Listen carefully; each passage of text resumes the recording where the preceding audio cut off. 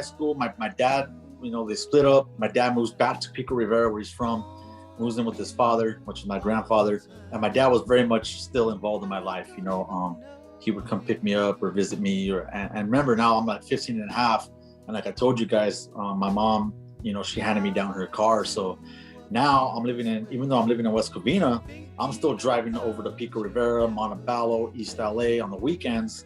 Not every weekend, but, over the course of, me being 15 and a half, 16 years old, I'm back and forth from the SGV to LA, seeing my old homies over there that I grew up with, and of course, visiting my father. And that's when we would go to breakfast, and then we would go record digging. We'd go to, like I said, we'd go to Wenzel's Records in Norwalk a lot. That was one of my favorite spots, Wenzel's. Sounds of Music, of course, was a big spot. We would go buy oldies because my dad and his homie, like they slammed together too. And not just him, but other people. But that music is what fueled them when they slammed to listen to. So, but they had crazy dope doo-wop collections to listen to anyways. They were just music junkies on top of being just, heroin junkies. And I remember always going, and by this time, this is like 1990, 89, 90. And I'm, of course, now soaking up my dad's music. I mean, I've listened to my dad's, the soundtrack of his life, his whole life with the doo-wop. Now, I'm hanging, this is the way for me to hang out with my dad because my dad's, separated. So now I'm trying to hang out with my dad and his homies because my dad always hung out with his homies. So, and they were always about the music, the oldies. Aside from the heroin addiction, they were wax addicts, So I would just go record digging with them, and I was really infatuated and really like, wow, like these records are awesome. Because I would try to put myself in their shoes, like what the fuck are they going through to just slam, get high, and like listen to these jams. And just like that was like their ultimate high. So aside from that, my puppy and my dad were making their own mixtapes as well from these records. So I'm listening to my dad, and I'm trying to put myself in my dad's shoes. And now I'm really paying attention to the music. I'm like 16 years old, and I already knew what oldies were. Of course, Natural High was bumping, and I was starting to, even though in the party crew scene and skateboard scene and all that other scene, like I said, I still had this music very much involved in my life, aside from all the other music that I was experiencing, like with the techno in the house. I still had that oldies, and the reason why the oldies really struck a chord in me is because my dad was addicted to them. He was addicted to those oldies as much as he was addicted to heroin. So it really like, wow, like what's in this? Why is it? How is it so powerful? So I started really paying attention to what's my dad listening to. So I was hearing the stories and the oldies and the doo-wop, and even in the soul music, they make some dope soul tapes too. And that's when I was like, that's when I knew, like, man, let's go. Like when we would go record digging, I started getting excited, like, yeah, let's go. So I started buying records, right? Because I'm trying to like, do good by my dad. And like, I'm only 16, 17 years old now. And with the little money I have in my pocket from selling bud and shit, on the side, doing my little shit on the side, I'm buying music. I've always been buying music. I've always been buying CDs, oldie CDs. Like I was buying like Donnie Albert CDs on collectibles. I was buying like the Ethics, because that was like the rare soul back then too. I started getting turned on to like, the Ethics, Continental 4, Black Ivory, because Marcos and my dad were hip on that too. Like that was like rare shit as far as soul music goes. So I started elevating towards soul music. But when I was buying doo-wop with my dad and buying records, that's when they were teaching me the core basics of like, hey, my dad was like, if you really want to buy records and you really want to like, be true to this and be like what we're doing, the way we're doing it, then all these records here, these are like phony knockoffs. You don't want these. I mean, the song is there, but that's not what you want. You want the original record, because if you're going to collect these, the whole point of a collector's existence is to collect the original, right? If you're a collector, if you're going to be a collector and you're a baseball card collector, chances are you're going to want to collect the original. You're going to try to find the original and put that in your collection, So same thing with music and records and record labels. So you kind of wanted to get that original record. And some of them were, and they knew their shit. My dad would be like, oh, that's a $5,000 doo-wop record. You ain't never going to own that. Like, we don't even got that. So sometimes in doo-wop, it was okay to settle for a second press or a third press, because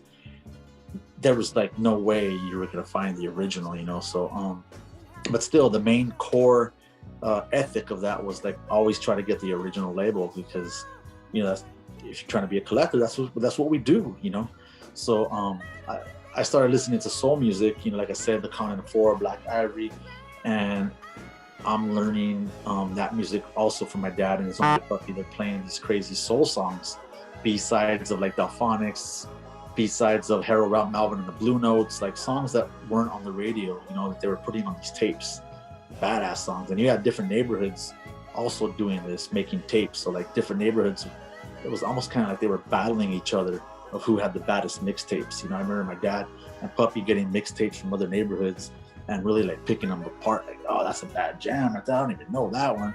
Oh yeah, well, fucking like Watts, fucking Body of Watts did this tape, and like they got down this shit. So they were giving props to different neighborhoods' tapes. That's how I started getting into records, by going record collecting with them when I was like 15, 16 years old, and really buying records now, like, and knowing like, okay, I need to figure out what's real and what's fake. So I'm talking about these tapes that different neighborhoods played, and I'm like 16 and a half, whatever. So I'm collecting records now. I'm building my little collection up of, soul. Like I'm buying the Ethics, I'm buying Black Ivory, I'm buying Continent 4, I'm buying Lee Williams and the Symbols, because I'm learning this from like my dad's homeboy and my dad, and their style, So they're making tapes, and my dad, they had people buying their tapes, and I think this held true for other neighborhoods, If it was a really nice oldie tape, like you have to go paying $20 for a tape, $50 sometime even for a tape, depending like how bad they were into the music.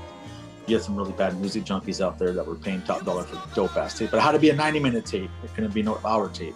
$50 for the 90-minute tape. So with me in the party crew scene and me having that entrepreneurial mindset and doing all kinds of things and trying to please my dad and his homie and trying to, have that connection again, I started making tapes, oldie tapes. I wanted to show my dad, check it out. I wanted to show Marcos, check this shit out, what I got, because I was collecting songs that Marcos didn't know. I remember I told Marcos, I'm like, hey, this song by like the Sensations? And he was like, nah, like Marcos talked really funny. His name's Puppy. Nah, I don't fucking know that jam. What is that? I'm like, oh, trust. So I ended up making my own mixtape, and I gave it to my dad. I gave it to Marcos. Blew them away. They were like, what the fuck? Like, that's badass. That's a bad jam. They knew a lot of the songs. Eddie Holman, not Hey There Lonely Girl, but like, the other songs. Eddie Holman, like This Can't Be True. That was a fucking jam back then, bro. Like This Can't Be True, or like the Do Up the Vows, like I Want a Chance. So when I got their reaction from the tape I made, I think that's what made me or break me to continue on with music or just leave it alone. But the reaction I got from my Marcos and my dad, I was like, damn, these guys are like certified bona fide OGs, and I fucking just blew their minds with the shit I was finding and learning and taking it to that next level. Because like I said, I really was diving deep into it, once they taught me the basics. And so now I'm selling tapes. And fast forward a little bit, I'm about 17 now, 17 and a half, and I'm making these tapes, and I'm at my aunt's birthday party. My little cousin, she was probably like 2 or 3 years old, her little birthday party. My Aunt Alice, she lived in West Covina. Her and her husband was the vice president of Group Car Club in the late 70s. His name's Carlos Luna. So he knew a lot of people, like, all his homies were like, gangsters from East LA and different group and car club members. I remember a bunch of veteranos were there, a bunch of gangsters were there, because that's who their friends were. And I'm being like 17 years old, and I have my own mixtape, right? And by this time I have a lot of better oldies that I've stumbled across over the past 6 to 8 months that I've been learning. So I knew a bunch of homeboys were going to be there, and they were playing oldies, of course. And again, it's a little two-year-old party, or she's 3. My cousin Crystal at the time, she was really like young, and she's like turning 2 or 3. But you know how we do it, Chicanos, how us Mexicans, we get together and we drink. Doesn't matter how old you turn, So at nighttime, when she put her daughter to bed, or and it was time for the adult time, I'm right there drinking a pisto, with my tia, my mom, and all her homeboys and homegirls. They're playing oldies, see, because that's how we grew up, just playing oldies. So my tia's playing jams, and I remember telling my tia, and all the homeboys were right there from the car clubs and different barrios and just all gangsters. I remember telling my tia, hey, they got this badass tape, tia, let me play it. Let me play it. Let me play this tape, trust me. She said, okay, mijo, like play it, put it in. Popped the tape in, played that shit. Blew everybody's minds, bro. People were like, what the fuck is that, George? So there was this one particular guy named Edmund, right? And he walks up to me and he goes, hey, where'd you get that tape from? And I go, I made it. This is mine. He goes, bullshit. Like, who made it? Like, I want to know because I know people with music like that. He goes, did you get that tape from Robert Ramos? I'm like, who's Robert Ramos? He goes, dude, I'm gonna call him tomorrow and I'm gonna see if you're bullshitting and see if you can get that tape. That tape was that good where he didn't believe I made it.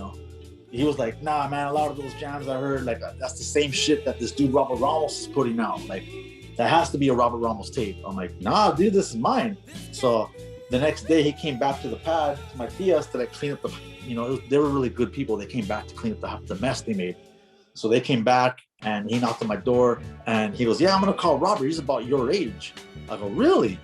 He goes, yeah, man, I gotta introduce you guys. Like, you guys are like, so he calls Robert on the phone, like right there in front of me, like, not on a cell phone, but like we go in the house. He's like, hey, did you sell a tape? Are you selling your tapes like out in West Covina area? Like, he was like picking his brain. Like, did you sell any tapes to anybody in the West Covina? Because there's this dude here in West Covina.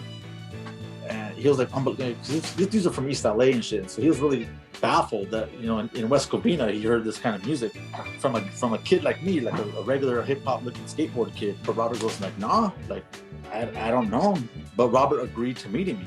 And Edmund's like, yeah, he said he wants to meet you. Like, he's down to meet you and shit. I'm like, oh, cool, man.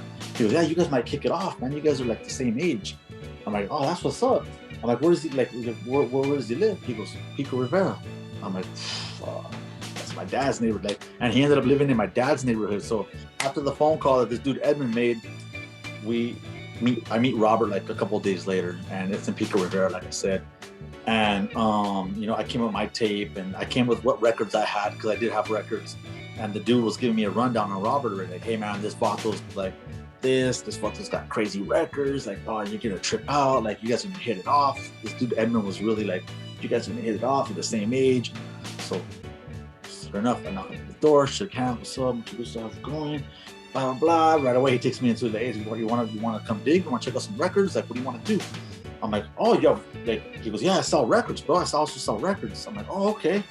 So I go in his room, and fuck, bro. So I walked in Robert Ramos's room, and he has an average size room, average size square room. Along the whole entire wall, and then another wall going that way, like an L shape on the floor, was side by side all these boxes. He must have had about 60 of these boxes in his room on the floor, like just along the wall. And they were all full to the gills with 45s. He must have had about 30,000 records in his room, right? So I'm like, and he's like, just go ahead and dig, man. He goes, I also sell records. I'm selling most of these records I'll sell. I'm like, wow. So I'm digging in his boxes, and I don't know nothing the way this guy knows his shit. He knew everything in those boxes. Like, I'd pull a record out, he'd be across the room and like barely see the label, but like, oh yeah, you don't want that, that's some rocker. Like, I'm like, what the fuck? Like, the dude was like 20 feet away and fucking already knew I'm in some random box, pulled the record out, and he already kind of like looked at it and like already called out what the fuck it was. I just wanted to be like him at that point. So I'm digging through these records, man. I don't know none of this music. I'm like, what? I don't recognize any song. I don't recognize any group. I don't know shit in these boxes. And Robert's like, oh yeah, you're gonna like a lot of the stuff. I'm gonna play it for you. And he's like, yeah, man. I've been collecting records since I was like young, like 14. And I'll just listen to his. He didn't really give me his story, but I'm just listening. I'm hearing him out. Yeah, man. I really know my stuff, and I'm just blessed. He was really humble. I'm just blessed to know it. Like, I just buy out collections, and I'm really into this music, and I didn't realize who I was talking to, even though he was only like my age, like 18 years old. I didn't realize who I was really talking to at the time. He was just we met, we hit it off because we taught the same language. You know, we were like naming groups, but he was way more far advanced than I was with as far as knowledge of like these obscure groups. I knew nothing about it. I ended up going under Robert Ramos's wing and learning from Robert. And that's when I really started like showing my dad and puppy like, wait till you hear this shit, you know? So, but yeah, man, it was like fucking destiny. Cause I remember like I was transitioning my life, you know, with these oldie tapes, and I was really proud of what I was making. And I was like, you know, I just knew like I had to meet that person. I just knew, just like I did in skateboarding, just like I did in party crewing and meeting the right people and rubbing elbows with the right people. And I just knew that with this oldies thing, I just knew that I was gonna meet the right person and something special was gonna happen. I swear to God, it may sound cliche and it may sound stupid, but I fucking knew like some kind of destiny was gonna come out of this, because this music was that special. It was that brand new, it was that different, and it just had that special magic in the air about it. There was just something about it where you just knew like something big was gonna happen.